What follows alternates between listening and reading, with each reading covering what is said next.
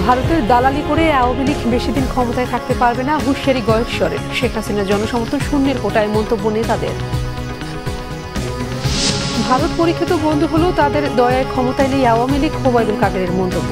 নৈরাজ্য করলে বিএনপিকে ডাবল শিক্ষার হুঁশিয়ারি। গণতন্ত্রের জন্য নয়, ক্ষমতা দখল করতেই বঙ্গবন্ধু হত্যাকাণ্ড। টুঙ্গিপাড়ায় বললেন প্রধানমন্ত্রী, সমবায়ে উৎপাদন বাড়িয়ে স্বাবলম্বী হওয়ার তাগিদ। ডলারের দাম 7 টাকা বাড়ানোয় জ্বালানি খাতে বাড়তি চাপের আশঙ্কা প্রতিমন্ত্রীর। বিদ্যুতের দাম বাড়ানোর আভাস।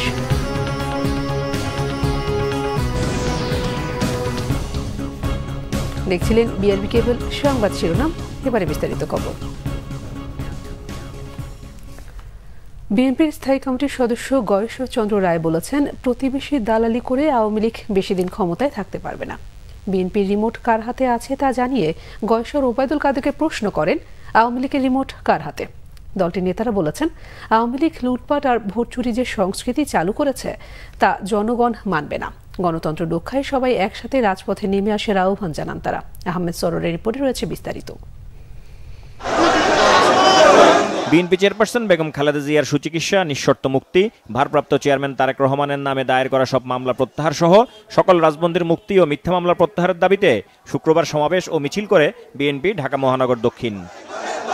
নানান দাবি সম্বলিত ব্যানার, ফেস্টুন, প্লাকার্ড নিয়ে ঢাকা মহানগর দক্ষিণের বিভিন্ন থানা ও ওয়ার্ড থেকে আসা নেতাকর্মীরা স্লোগানে মুখরিত করে রাখে নয়াপল্টন এলাকা। মিছিল পূর্ব সমাবেশে বিএনপি স্থায়ী কমিটির সদস্য গয়েশ্বর চন্দ্র রায় বলেন, শেখ হাসিনার জনসমর্থন এখন শূন্যের কোটায়। দেশ নিয়ে, গণতন্ত্র নিয়ে ষড়যন্ত্র হচ্ছে বলেও অভিযোগ করেন গয়েশ্বর চন্দ্র রায়। একটু আগে দেখলাম ওবায়দুল কাদের নাজাসকে বলছে বিএনপি সবে রিমোট কন্ট্রোল। হ্যাঁ, বিএনপি তো রিমোট কন্ট্রোলে চলে। রিমোট কন্ট্রোলটা কার হাতে? দেশ নেত্রী বেগম খালেদা জিয়ার হাতে নয়তো বা ভারপ্রাপ্ত চেয়ারম্যান যিনি আন্দোলনের নেতৃত্ব দিচ্ছেন তারেক রহমানের হাতে। আপনার রিমোট কন্ট্রোলটা কোথায়? সরকারের রিমোট কন্ট্রোলটা কার হাতে? মোদির হাতে, না অজিত দুবালের হাতে, না রয়েল চিফের কাছে? ওবায়দুল কাদের সাহেব বলছিলেন না, ভারত যদি আমাদের পাশে না থাকতো এই নির্বাচন আমরা করতে পারতাম না। কাদের সাহেবের কথায় মনে হয় democracy means by the India, for the India, of the India. আর শেখ হাসিনার জনসমর্থন শূন্যের কোঠায়।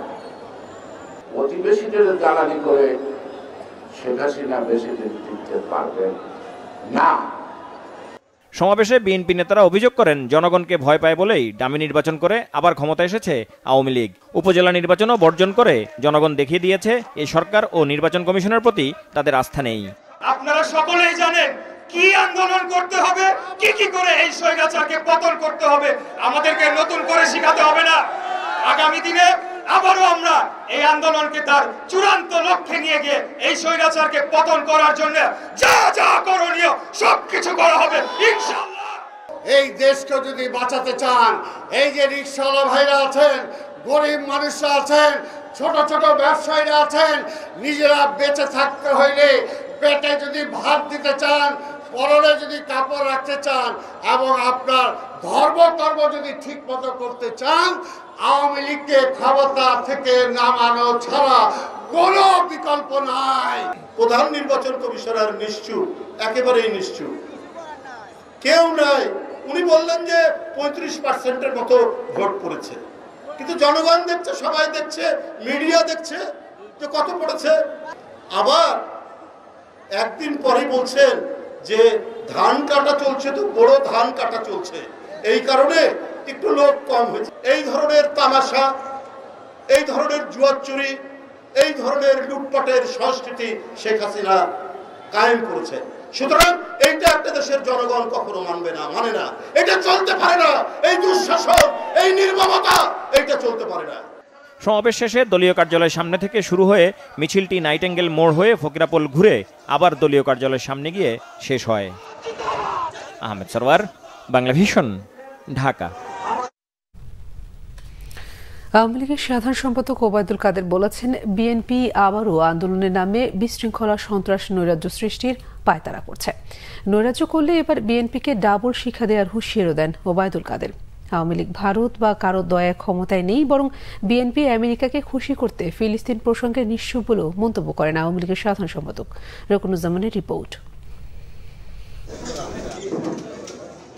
শেখ হাসিনা স্বদেশ প্রত্যাবর্তন দিবস সহ বর্তমান রাজনৈতিক পরিস্থিতিতে শুক্রবার বঙ্গবন্ধু এভিনিউ দলের কেন্দ্রীয় কার্যালয়ে অঙ্গ ও সহযোগী সংগঠনের নেতাদের সাথে বৈঠক করেন আওয়ামী লীগের সাধারণ সম্পাদক ওবায়দুল কাদের। বিএনপির সমাবেশকে আবারও নৈরাজ্য বিশৃঙ্খলা সৃষ্টির পয়তারা উল্লেখ করে আওয়ামী লীগের প্রস্তুতির কথাও জানান দলের সাধারণ সম্পাদক।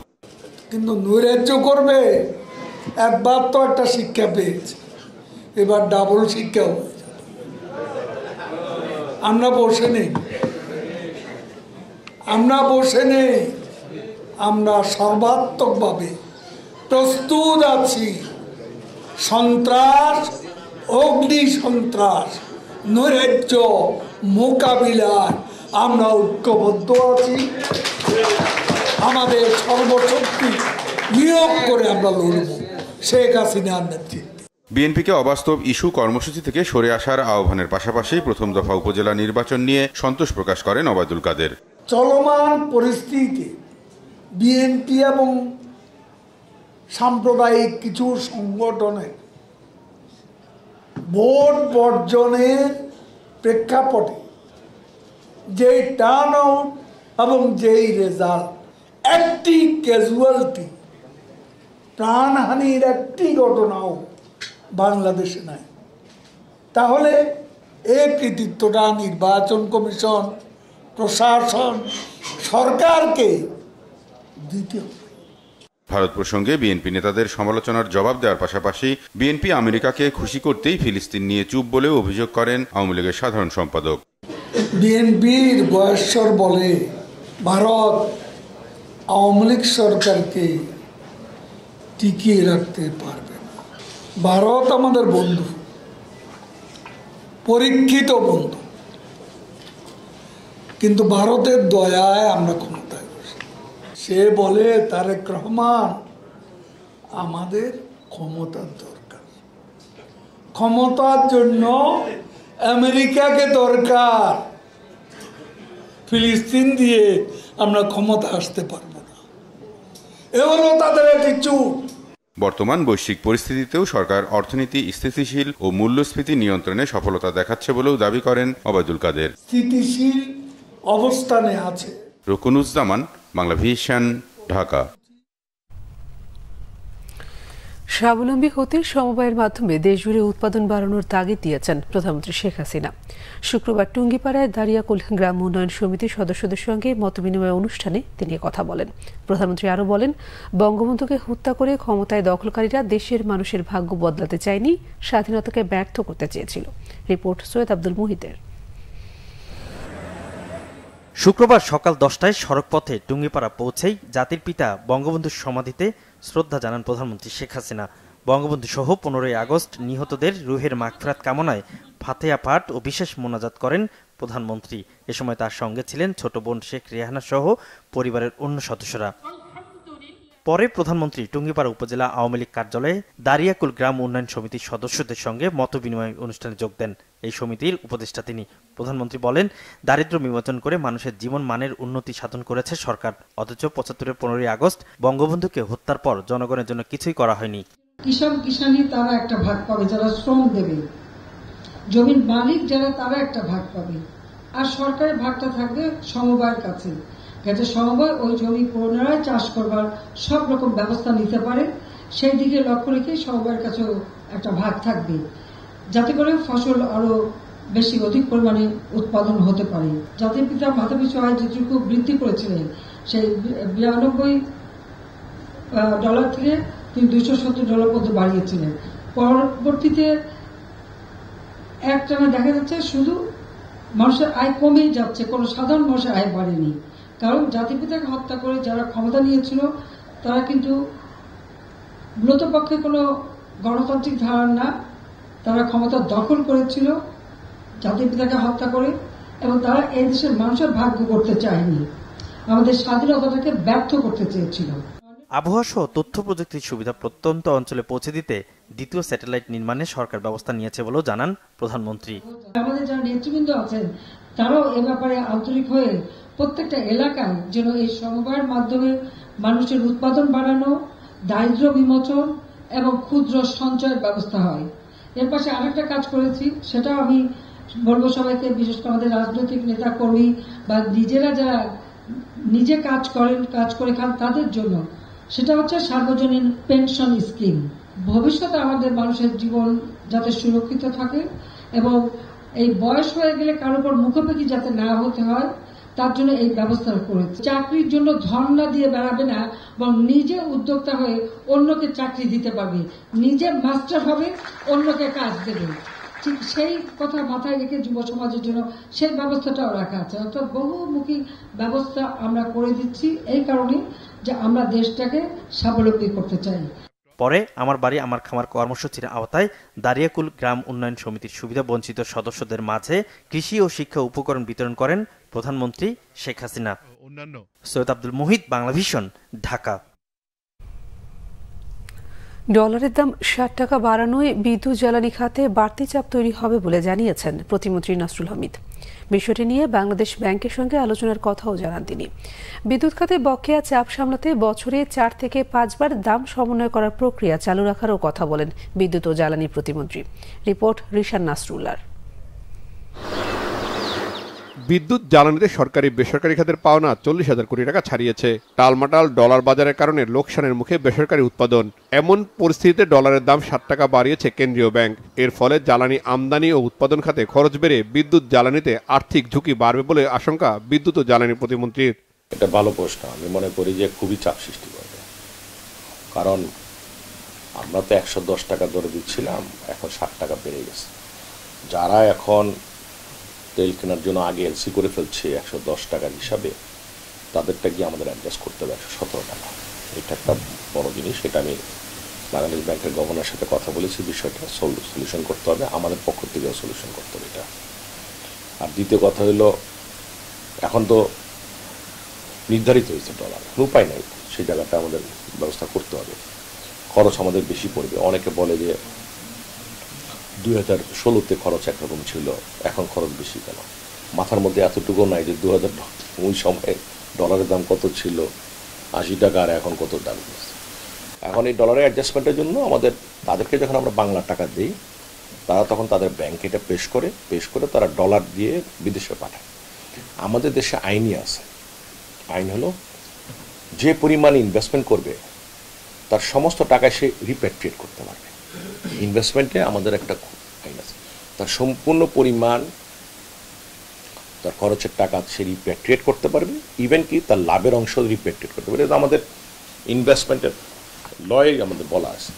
তো সেই সুযোগ তো আমাদের দিতে হচ্ছে তাদেরকে, নাহলে তো তারা ইনভেস্টমেন্ট করবে না। আন্তর্জাতিক বাজারের সাথে সমন্বয় করে জ্বালানি তেলের দাম প্রতি মাসেই কমানো বাড়ানোর প্রক্রিয়া চালু রয়েছে। প্রতিমন্ত্রী জানান, বিদ্যুৎ খাতেও বছরে কয়েক দফায় দাম সমন্বয়ের পরিকল্পনা রয়েছে সরকারের। আমাদের মেইন জুতি হলো বকেয়া পেমেন্ট করা। গ্যাস বিদ্যুতের এটা সমন্বয় চলমান, প্রাইস এখন অ্যাডজাস্টমেন্টে থাকবে সবসময়, প্রতি মাসে বাড়বে কমবে। এটা হলো তেলের ব্যাপারে। আর বিদ্যুতের ব্যাপারে আমরা সমন্বয় করব।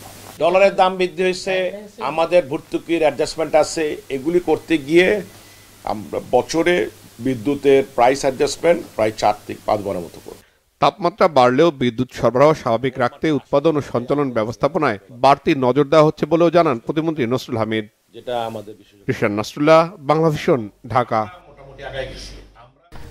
অনেক দেশের তুলনায় বাংলাদেশের মানবাধিকার পরিস্থিতি ভালো দাবি করে পররাষ্ট্রমন্ত্রী ডক্টর হাসান মাহমুদ বলেছেন, বাংলাদেশকে যারা বিভিন্ন সময়ে সবক দিয়েছে তাদের দেশের বর্তমান মানবাধিকার পরিস্থিতি কি তা সবাই দেখতে পাচ্ছে। শুক্রবার বিকেলে ফরেস্ট সার্ভিস একাডেমিতে বৈশাখী উৎসব অনুষ্ঠানে এই দাবি করেন মন্ত্রী। যুক্তরাষ্ট্রের শিক্ষার্থী ও শিক্ষকদের উপর দমন নিপীড়নের সমালোচনা করে মন্ত্রী বলেন, মানবাধিকার পরিস্থিতি উন্নতির জন্য সকলকে একসাথে কাজ করতে হবে। বাংলাদেশের সামান্য ঘটনাতেও যারা বিভিন্ন সময় উদ্বেগ জানিয়েছে তাদের উচিত নিজেদের দেশের ব্যাপারে মনোযোগী হওয়া। এই সময় উপজেলা নির্বাচন নিয়ে মন্ত্রী বলেন, বিএনপি ভোট বর্জনের ডাক দেওয়ার পরও যে পরিমাণ ভোট পড়েছে তা সন্তোষজনক। সংবাদ শেষ করব বিআরবি কেবল শিরোনামগুলো আরেকবার জানিয়ে। ভারতের দালালি করে আওয়ামী লীগ বেশি দিন ক্ষমতায় থাকতে পারবে না, হুঁশিয়ারি গয়েশ্বরের। শেখ হাসিনার জনসমর্থন শূন্যের কোটায়, মন্তব্য নেতাদের। ভারত পরীক্ষিত বন্ধু হলেও তাদের দয়ায় ক্ষমতা নেই আওয়ামী লীগ, ওবায়দুল কাদেরের মন্তব্য। নৈরাজ্য করলে বিএনপিকে ডাবল শিক্ষার হুঁশিয়ারি। গণতন্ত্রের জন্য নয়, ক্ষমতা দখল করতে বঙ্গবন্ধু হত্যাকাণ্ড, টুঙ্গিপাড়ায় বললেন প্রধানমন্ত্রী। সমবায় উৎপাদন বাড়িয়ে স্বাবলম্বী হওয়ার তাগিদ। ডলারের দাম 7 টাকা বাড়ানোয় জ্বালানি খাতে বাড়তি চাপের আশঙ্কা প্রতিমন্ত্রীর, বিদ্যুতের দাম বাড়ানোর আভাস।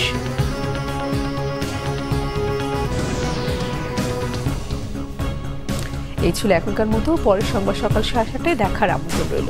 এছাড়া বাংলাভিশন সংবাদ এবং সংবাদ সংশ্লিষ্ট অনুষ্ঠান দেখতে ভিজিট করুন www.bbnews24.com ও facebook.com/banglavisionnews এবং সাবস্ক্রাইব করুন youtube.com/banglavisionnews। ধন্যবাদ সবাইকে।